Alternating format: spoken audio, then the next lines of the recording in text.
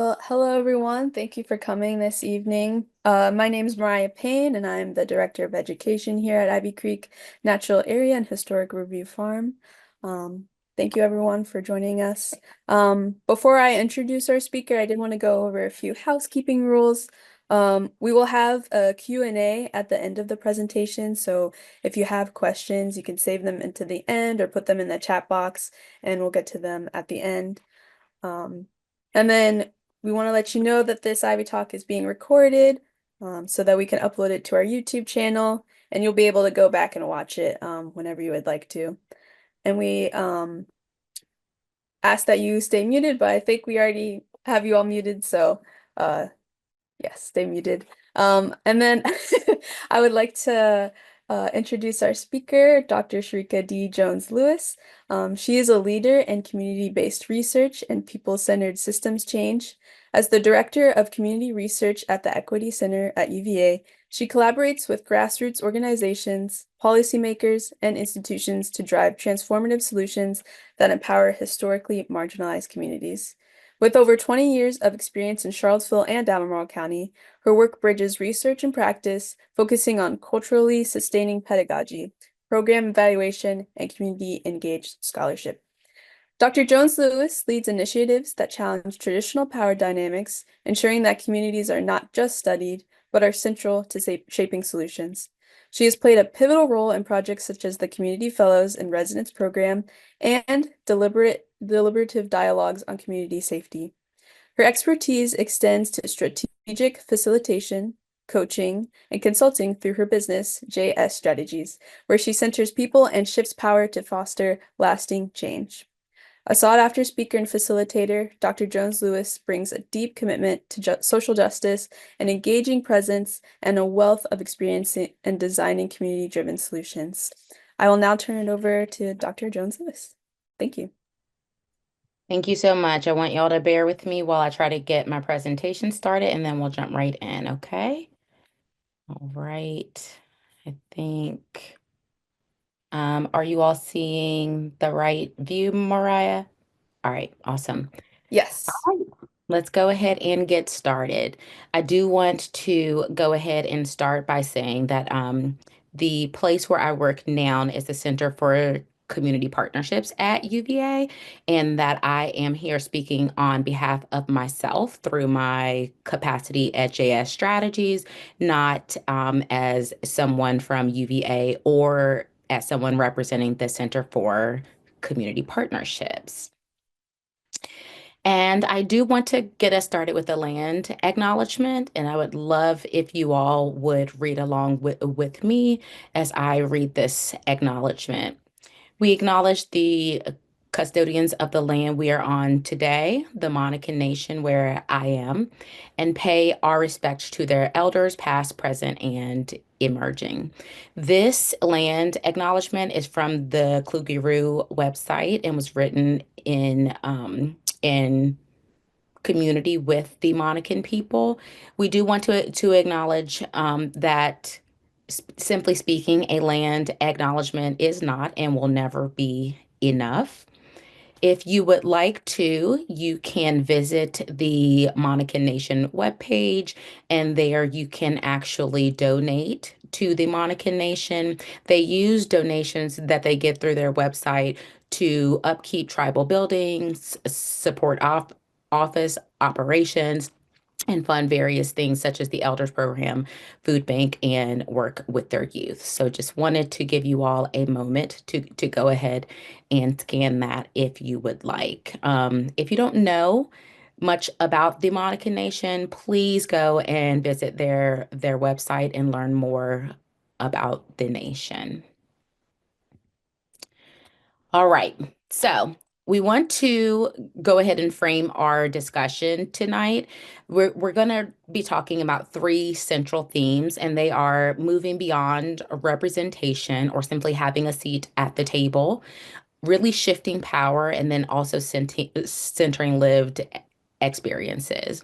Our goals are to both understand extractive models and understand that may be where some of us are in our present state, but also to understand how we move from present state to ideal state as we discuss some strategies for actually moving towards empowerment. And so when we think about traditional power dynamics, there's lots of emotions. So a lot of times when we talk about power, people really are having two different conversations. And so some people talk about power in a very person-centered way. And so they will say, well, I, as a person, do not feel empowered. I feel like I am a person who is often at the bottom of the ladder in terms of power dynamics. And then other people talk about power in terms of groups of people. And I want to hold that both things can be true, right? And so me as a Black woman in America, I can, as a part of many different groups that have been historically marginalized, understand that. I can also understand that as a person with a doctoral degree, as a person who works at the University of Virginia, as a business owner, I also sit in a lot of places where I have more access to power. So again, both of those things can be true. But when we're looking at power dynamics and looking at where things may need to shift, we want to focus on if one, two, or three of these things are at play. And so is there top-down decision making? So are the people with the power making the decisions about resources or programs and then really just sending those decisions down? Is there gatekeeping? And this gatekeeping can look a lot of different ways. And so, is there gatekeeping in terms of funding or leadership roles or input into policy or practice? It, and if that is the case, then we're looking at something that may be problematic. And is the power that people have symbolic, right? So are we using the fact that this person is on said committee or maybe has said position, but they don't have actual power. So those are some of the things that we look at when we look at a imbalance of power, which is often the case when we're looking at traditional power dynamics. John Gavanta wrote a book called Power and Powerless: Quiescence and Rebellion in the Appalachian Valley. It's a really good book, all right? So what he does is he goes into this coal mining town in Appalachia and he looks at what is going on around. And what he finds is that there is something that he terms quiescence. And so quiescence literally means the act of stillness, right? The act of inactivity. And quiescence can be a good thing, right? So as we think about being still can help you get to a place of knowing. Being still and resting is a good thing. But quiescence can also be a stillness that is forced, right? So Gaventa really goes in and he explores why people in this Appalachian coal mining region are passive, right? And they seem really resigned to continuing to be exploited. And despite the fact that they have really harsh working conditions and seem to have no say in what happens in their lives or their communities, they're quiet. He argues that this is actually a result of a complex system of power that actually shapes not only the economic and political opportunities of the people, but it has a psychological impact. That the lack of power is so pervasive that people start to question whether or not they deserve better, right?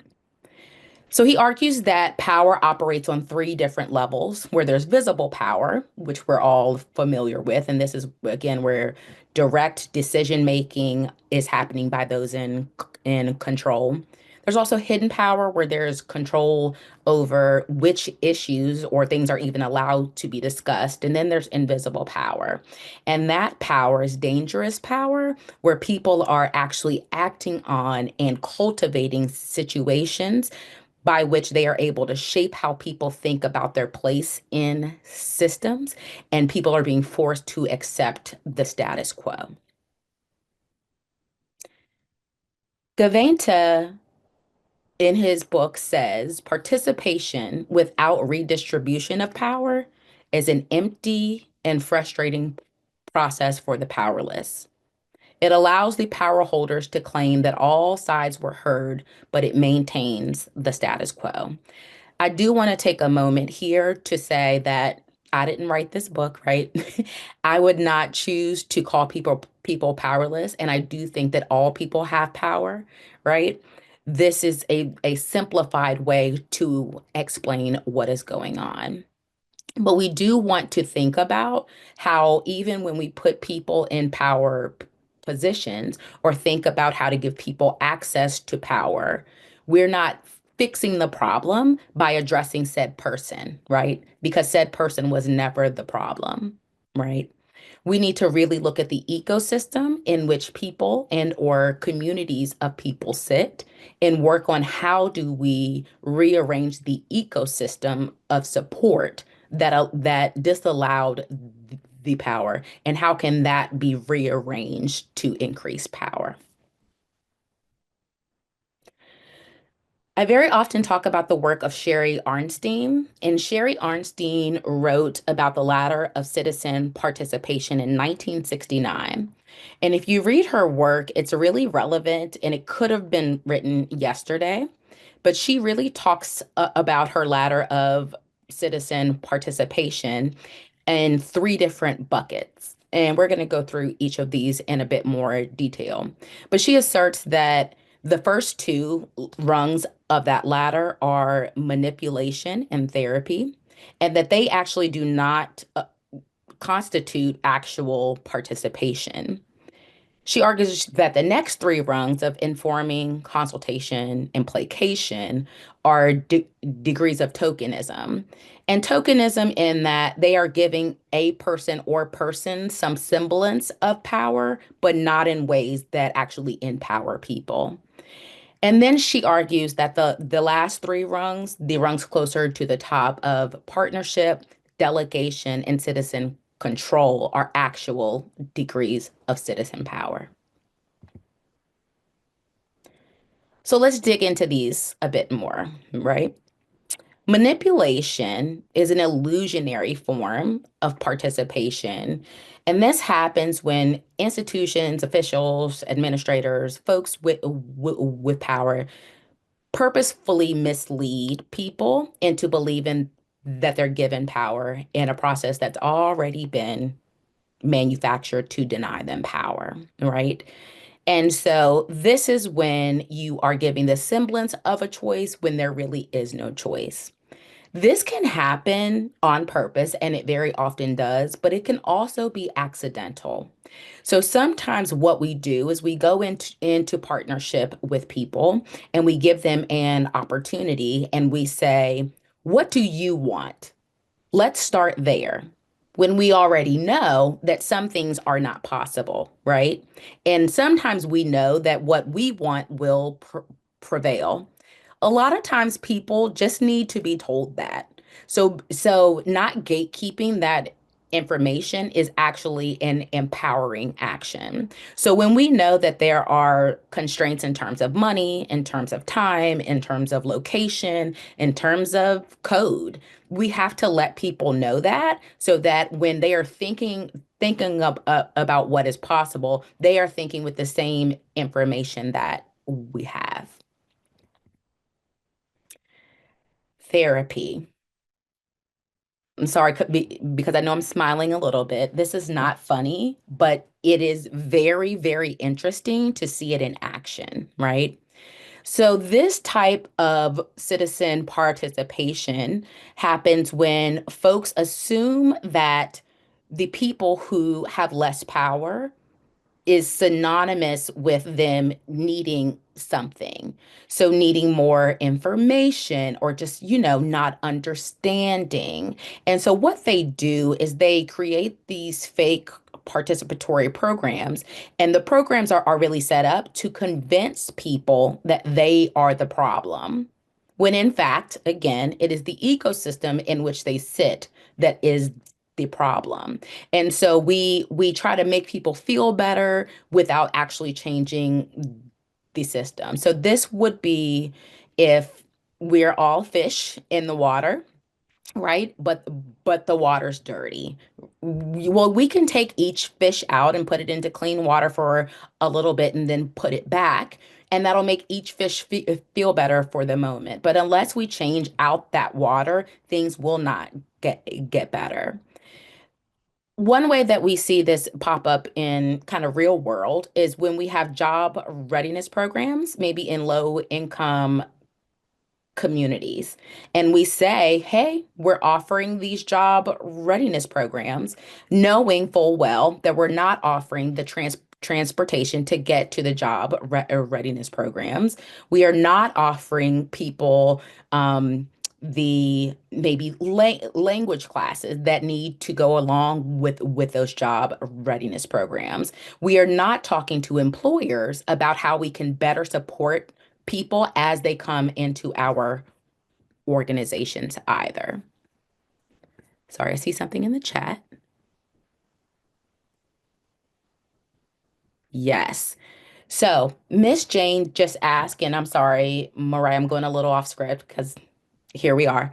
Um, when we're asking people for input, but we know that we may not be able to implement everything suggested, is it the best to declare that at the onset? And it's absolutely positively, right? So this is where the gatekeeping may come in to play. Whatever you know to be true, you should tell people. And if you think something may happen, you should tell people that as well. For example, if you're working on a tight budget and you understand that, and you say, let's build a playground for the children. Let us know what we need there. But you've actually looked at how much each of the items on said playground cost. People need to know we are working with this budget and this is how much things cost. And then people, because they're intelligent and wonderful and have experience being on playgrounds, can come in and say, well, maybe we could buy these things, but maybe we could actually use the open space and then be creative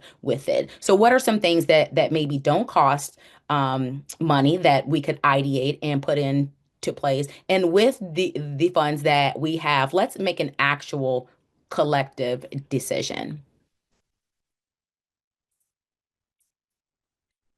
All right. So those two are actual, they really represent a lack of participation. These three represent tokenism. So the first is informing. So a lot of times when we are working with community members, especially people who we think need the therapy or the fixing, right? What we do is we make decisions and then we come in and we let people know what those decisions are. So a good example of this might be where if you're at a school board meeting and decisions have in fact already been made and they are just presented to the public. We also find this in things like town halls, but not town halls that are used for dialogue, town halls that are used to give information in a one-way manner. And so this informing, while it is better than manipulation or therapy, really does not constitute participation in ways that are meaningful. Then there's consultation, right? And so consultation is when folks' opinions are invited in. And this is much like informing them and can be a step in the right direction. However, when the consultation process doesn't lead anywhere, that's where it gets problematic. right? So when there is a consultation for consultation's sake, right, then things are really problematic. So if you're having consultation with folks, then you need to actually bring those decisions from your consultation into the fold. So that would disrupt that top-down decision making. Placation is our last one in this section, and that is when citizens are granted a limited degree of influence in a process, but their participation is largely or entirely tokenistic, right? So they're involved only to demonstrate that they were involved.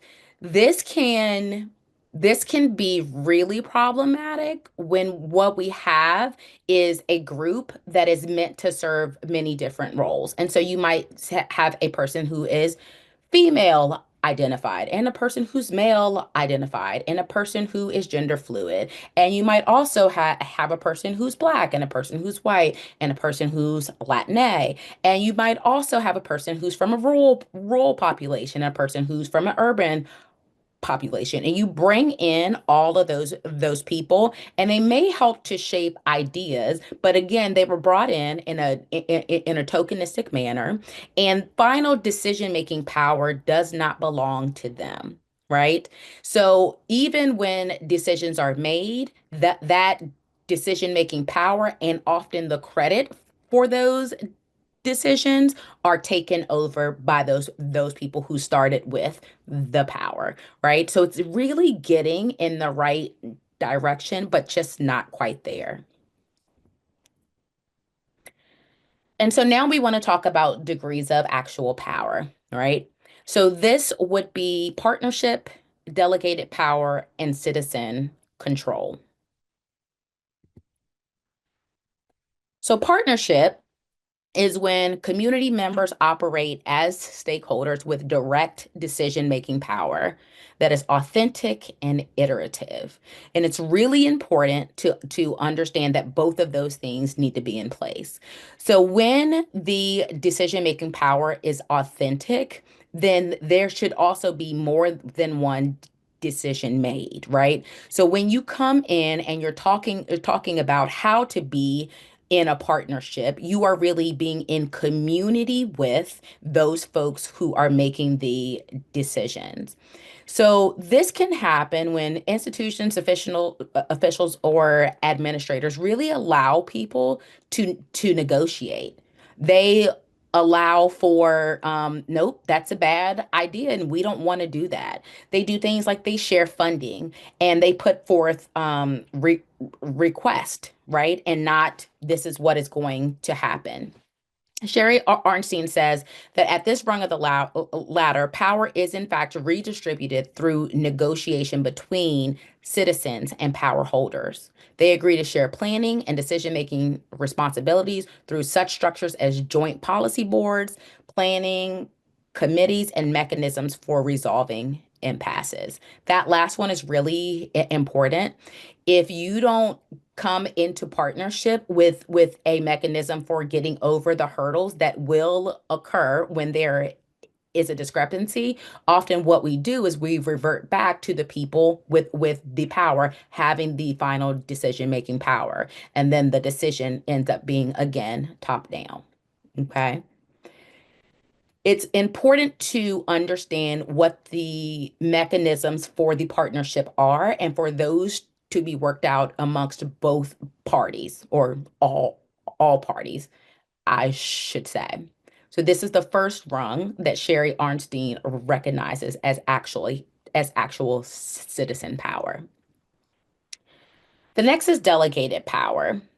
And this is when, instead of working, and I'm going to use my hands here, I know it's a little weird, but instead of working in partnership to make all decisions, at least part of the making is completely delegated or given over to another group, specifically a group of people who may or may not be always in the driver's seat. So This really happens when the goals don't come directly from the community, but the resources and the responsibility is given over to those folks.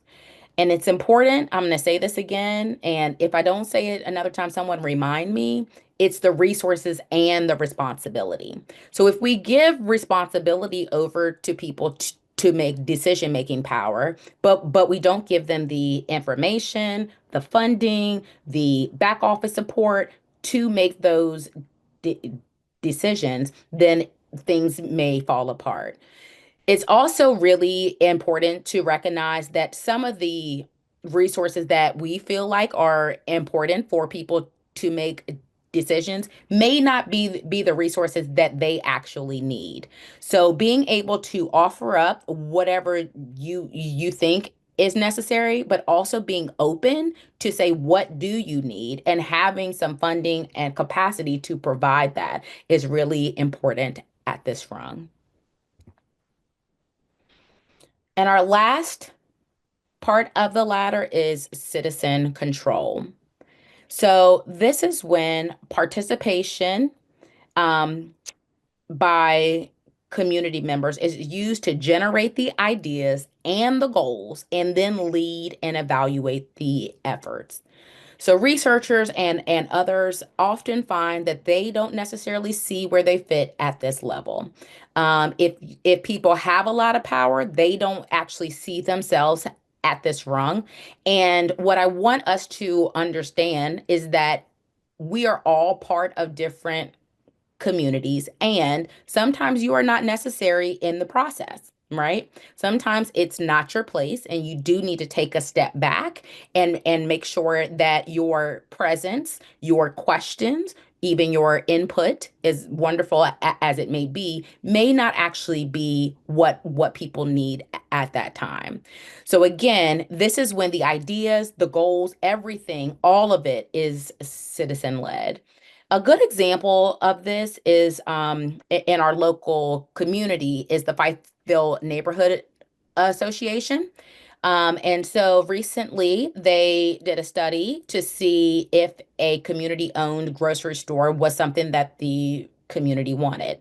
So that's an idea that came up from the community. And then they worked to do focus groups, interviews, and deliberative dialogues to understand, do people actually want that?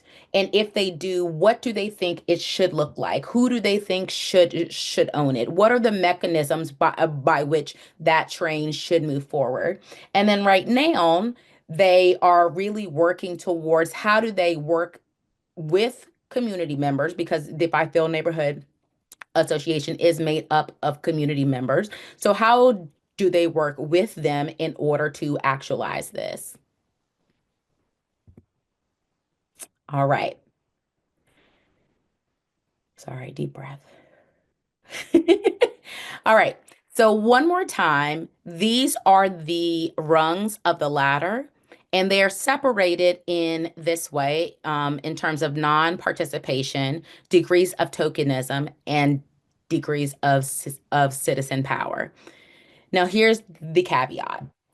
A lot of times we assume that the highest rung of the ladder is best, that full citizen control is best. And this is where I want to tie back to the quiescence, right? Sometimes what happens is that people are so overwhelmed by the broken ecosystem in which we exist that they want support from others in order to get things done, right? They want to not have to do all of it because they are tired, right? And or they are overwhelmed and or they are busy thriving and living in joy and don't want to spend all of their time and energy problem solving and actualizing other things. So it's really important to try to look near the top of the ladder and really work with folks to understand what they feel is best for them and their community members. All right. So now we're going to talk about some strategies. We've talked about traditional power. We've talked about some ways to really look at power. And now we're going to talk about some strategies for empowerment. I do want to point out that these three strategies are in the researcher toolkit for community engagement in the Charlottesville Albemarle region, and that is publicly available on the Center for Community Partnerships website. And so the strategies that I want to focus in on today are being humble, pursuing mutuality, and building authentic partnerships. So when we talk about being humble, it's really important for us to understand what that means. We need to understand that humility starts as soon as you're starting your relationship with people and or groups of people. So we need to understand that this means entering spaces when and if invited. And you can ask to be invited into spaces, and if people don't want you in their virtual, in their digital, or in their physical spaces, you need to really be honoring that. We also need to seek to know and to accept not knowing. So we need to be doing our homework and making sure that we understand as best we can the community members and groups of community that we are interacting with. But we also need to accept that everything is not for you to know. And if people are purposefully not telling you things, that is their right, and you need to understand that that is important. We also need to honor ways of knowing. And so what you see here on the slide is it's a picture of a study, and I hope that y'all can zoom in there and see that this is from October 30th, 2014. And the study is based in Kenya, where they were having a real bad problem with elephants. And so the elephants were coming on to these large farms, and I'm not going to say destroying the crops. They were eating because they're elephants. And so they were eating the crops and also trampling on the crops. And so it was a really big issue. And so we did as we sometimes do and sent in a bunch of researchers. And as you can see here, it says that they had a groundbreaking 9-year study that revealed that elephants approaching small scale farms in Kenya avoid beehive fences housing live honeybees up to 86% of the time. Now, what's interesting about this is that they tried this intervention and then studied it for 9 years to come up with this conclusion. But this is indigenous knowledge. For centuries, the people have been using bees to keep the elephants away from their crops. And had the researchers come in and enter the spaces like they should have, and honored the ways of knowing and honored the many mentions of the beehives, initially it would not have taken this 9 years. So knowing that people know themselves and their communities much better than anyone from outside will ever know is very important. And that is definitely part of being humble. The second thing that we want to do is to practice mutuality. And so mutuality is really important to keep us out of those first two rungs of the ladder. If we're not really working and focusing on mutuality, we can very often go to therapy, right? And trying to fix, right? Especially trying to fix things that sometimes even we as people outside only see as a problem. So we need to be pursuing mutuality in all things. And in some cases, this can mean starting with repair. So when we think about mutuality, we are trying to have a relationship that is mutually respectful and mutually beneficial. But if there have been past harms, you have to do some repair to get to a place of kind of even so that you can even start that. Now, I do want to acknowledge that in some situations, like we don't have lifetimes of repair, right? And so holding that can be true and we can still be working towards that is really important. Mutuality is not charity, it is partnership. Okay. And so we need to work on co-creating solutions rather than giving people packaged answers to things that we think are their problems. It's also really important for us to have an intentional recognition of power dynamics. So when we're pursuing mutuality, we want to get people to level. And that can sometimes mean taking people who have historically not had power and helping to bolster them, but it also means to our first slide being humble and making sure that we are not coming in acting like we are all knowing and all being. And our third is building authentic partnerships. And so I really, if you take nothing else from this talk, please take this. So when we talk about authentic partnerships, I'm really talking about relationships, right? We need to be in right relationship with people and communities. And we know how to do relationships. Relationships are built on trust and they are built on accountability. They are built on mutuality. And so when one person or one side holds all of the power, that cannot work. So we have to really work on many of the things I talked about before in this presentation in order to ensure that we are allowing both parties to hold power in ways that level that power dynamic. Again, if you are a person who has historically had a lot of power, that can mean relinquishing power down to a very low or no power level in order to make this work. And I do want to say one more time that these relationships should be iterative. A relationship is that it is a relationship.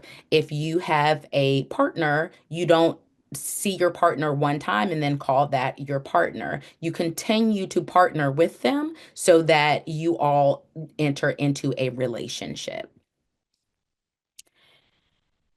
So we have some really good examples of what this looks like in our community. The President's Council on UVA Community Partnerships is a really good example of partnership where there's lots of people from the city, the county, and the university working together. A lot of times when these three entities get together, there is not shared power. There's definitely not mutuality. And so this is an effort to have those people work together. It's also an effort to take people from the community and ensure that they are actually able to help with decisions that really impact them across areas like early childhood education and jobs and impacting the local economy. Another really good example of delegated power is our community foundation. And so CACF, or the Charlottesville Area Community Foundation, has a series of grants where it really gives people the ability to sorry, I'm getting a little distracted. It really gives people the ability to take funds from CACF to work within a frame, but then they are given quite a bit of power that allows them to lead community initiatives. And then the Ivy Creek Foundation. I definitely shameless plug here. I'm gonna give them a shout out because what the Ivy Creek Foundation is doing right now is really looking at the Riverview Farmhouse, and it is doing a series of focus groups and interviews and other qualitative data collection with descendants and community members and students and families to really figure out what does the community want to be done with this space. And what I really, really like is that they have worked with an architect and some other folks to really say, hey, these are the building codes that are allowed. Here is what we have as a basic footprint. So they're giving people the information and the opportunity to really impact those decisions.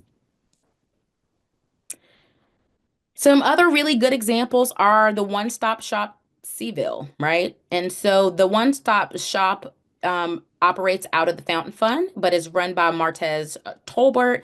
And Martez is a person who was formerly criminal justice involved. His thought was that when he re-entered into the community, he was not able to find what he needed all in one place. And so he really thought about how to problem solve and how to work with folks in the community to make sure that issue is lessened for other folks like him. Another great example is the Public Housing Association of Residents. And so, Public Housing Association of Residents, or FAR for short, is a really good example of resident-driven advocacy and empowerment. And so what they do is they really work with folks who are in the CRHA properties to empower them. They actually have a program called RRR, or Residents for Respectful Research. And one of the problems that they saw was that they were often getting studied, right? Being in the backyard of UVA and or having UVA in their backyard, they were often getting requests for information through surveys, through focus groups, through interviews. And then when people published their work, they were not getting the credit that they felt like they deserved or the benefits, right? So people were writing books and giving presentations and really benefiting greatly from their knowledge, but they were not getting that benefit. And so what they did was started RRR, which is a arm of the UVA IRB. And what happens is when research comes through the IRB that is looking specifically at folks who may be part of their community, and these are flagged by AI and by humans, then that goes for a second review to RRR, and they are able to say this does work, this doesn't work. This may be language that people here may not understand, but they're also able to really advocate for solutions. An example that I often give is if there is a researcher who's coming in and they are trying to study the impact of lighting in a space. And what they do is they go into some of these spaces and others, and they find that actually when there's low light, then the propensity for a lack of safety is higher.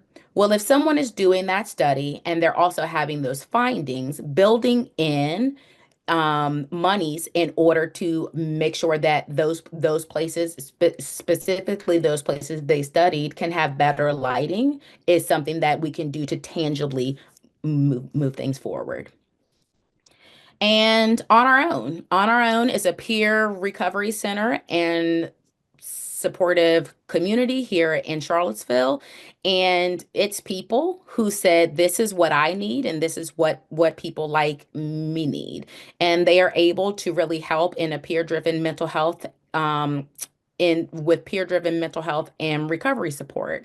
And so they don't have a top-down approach. It's all peer driven. And because it is peer driven, there is a lot of mutuality and a lot of mutual respect and understanding that grows out of those lived experiences. So what we've done is we've gone through, like I said, we've gone through, here's what some traditional approaches look like. Here is what some ways we can look at power are And then I also gave you some examples of how to shift power and then some local examples of places where power has been shifted and it's working. And I want to say that again because sometimes I think we get scared, right? Like we think that people don't deserve power or somehow they're going to mess it up and they don't.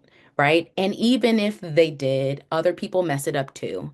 So allowing people to mess their own things up is better than us messing them up. So let's give people a chance. Let's really shift to giving people power because they deserve it. And with that, let's talk about it. I am open for questions. Great. Thank you so much, Dr. Shrika. Thank you. Since people are muted, if you would like to place your questions in the chat, I can read them out or you can read them out. Yeah, Okay. I'm just gonna try to stop my screen share. okay. Oh,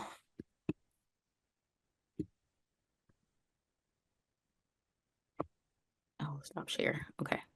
I want to see everybody. Okay. Are y'all seeing the screen or seeing me? Here we go. All right, first question. Let's see. Jane, Colony Mills, raise your hand. Let me Yes, see. Miss Jane. How are you?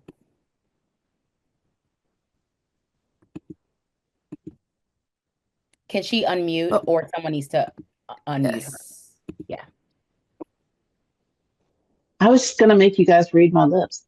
Um, to what extent is trust an important part of community engagement? I think, and I'm very sensitive to this because I'm a leader of an organization that helps people of all different ethnicities, cultures, colors, and um, finding creating trust with them. I think is the best way for me to get them to talk honestly and to share their information honestly.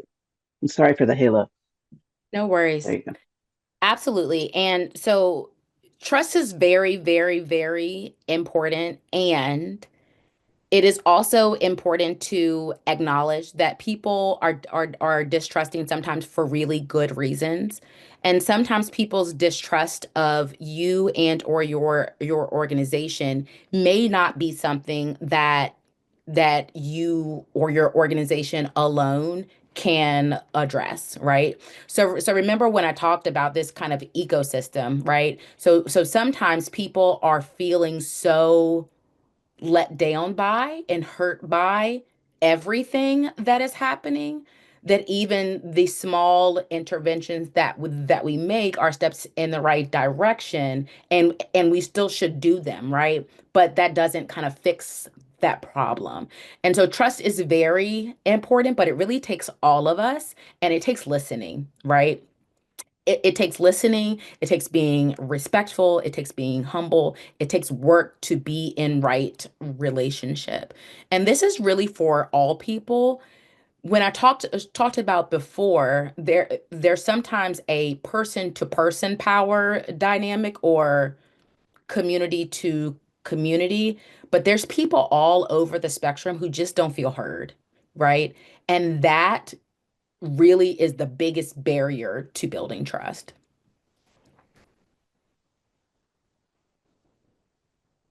I appreciate that question. Are there others? And if you would like to ask a question, you can raise your hand and we can unmute you.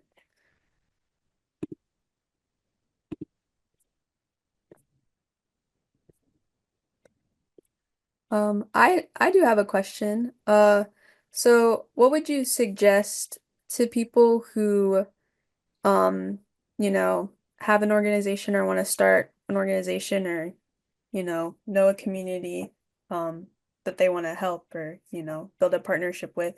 How do you suggest that they start, finding those individuals or those groups and establishing those partnerships, building those relationships, but they don't know where to start or how to do that? Gotcha. And I'm going to answer this and then Jess C had a question. as well. So this is going to be a little bit of a tricky answer. I think that sometimes it's best to let people find you, right? Mhm.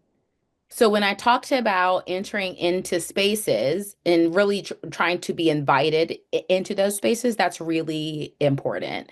The other thing is that especially in our area, we are really driven to help.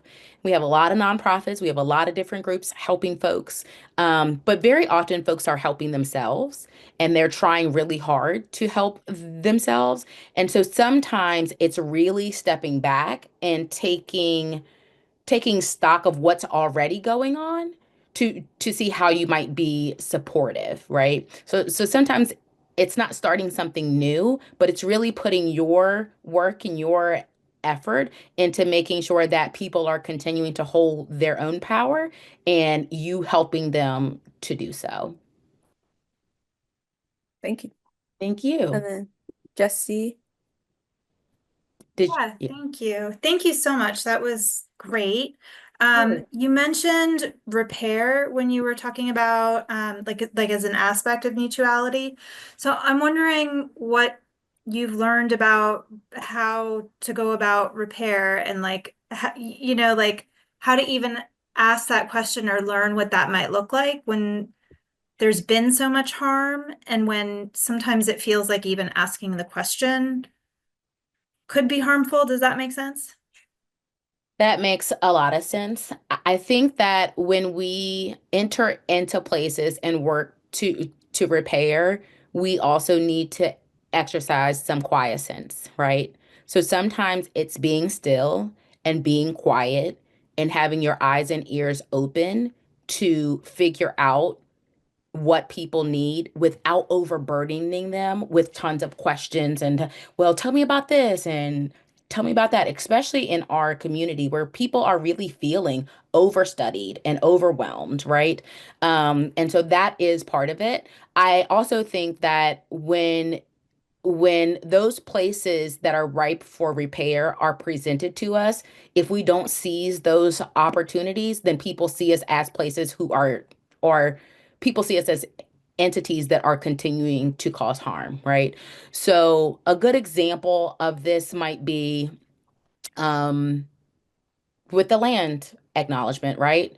So might be to and I'm going to give a big shout out to my friend here, Amanda Lee Savage, who is a professor at the University of Memphis, and she did a talk last week, and she really talked about land acknowledgements. And I have always given a land acknowledgement and then said land acknowledgements are not and will never be enough, right? And then she in her talk said, yeah, and then do something. And I was like, duh, come on, Sherica. Right? I was like, because I'm saying that and acknowledging it as a place for repair, but not doing any repairing. Right. And I was like, oh my goodness. So felt so bad. But then also was like, okay, now I can go and I can do something. So I can make a donation. And then instead of just telling other people that, I can give them an opportunity to make a donation, to actually engage in repair in a way that's meaningful and that matters. Now, is $10, $15, $25, $30, $100, $1,000 going to repair the harm that we've done to Native people? Absolutely not. And it's a step in the right direction. And so we want to keep making those steps as we see them available. Any other questions? Oh, Peggy Scott. Hi, Sharika. Hi, Thank Miss you. Peggy. How are you? And I joined in late too, but I got quite a bit of your power piece. But my question is, she asked a really good question about it's not necessarily the community's role to help people along when it comes to repair, but what would you give as suggestions or ideas on ways to start a conversation or conversations with those that are willing to engage in a discussion on repair and how they can take action? What are some ideas do you have? Is there something on the website that would give us ideas on when someone comes to you or a group comes to you and say, we are interested in looking to work towards repair, but we quite don't know where to start? That is a really good question. There is not something on the website now, but I will make sure to work on that for you. Um, our work has really been focused on honestly the principle of first do no harm, and this is me speaking about the work of the Center for Community Partnerships, formerly the Equity Center at UVA. And so we have been really working to try to make sure that people understand what to do and how they should be engaging with the community. I think that people who are more centrally located in the community, knowledge holders in the community, especially elders in the community, are best positioned to really illuminate what people like, what that looks like coming from the other end. I will say that one of the persons who works at the center is Jessica Harris, who leads the descendants group here at UVA, and she has done a lot of work in this area, but we try to keep those lanes kind of separate. But we can definitely positively work on something like that for you.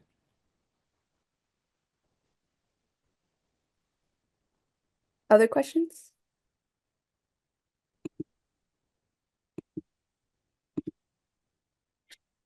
Where can I find that toolkit? One more time. I got my pen. Ready. It is on the Center for Community Partnerships website. And actually, if you'll drop your email in the chat, Mariah can maybe get it and I will send it to you. Thank you, Ms. Scott. All right. All Well, if right. there are no more questions, I want to thank everyone again. Thank you for coming. Thank you, Dr. Jones-Lewis, for giving this great talk. And then I also want to let everyone know, if you're in the Charlottesville area, this Sunday, March 30th from 2 to 4, we're opening our historic barn at Ivy Creek Natural Area and Historic Review Farm for the season. And that day also marks the birthday of Mr. Conley Greer, who built the barn in 1937, 1938, and he was the first African-American extension agent in Albemarle County. So you can come celebrate with us, learn about his life, see the barn, and there'll be some refreshments as well. And you can RSVP at our website. So thank you again. Have a nice evening, everyone. Thank you.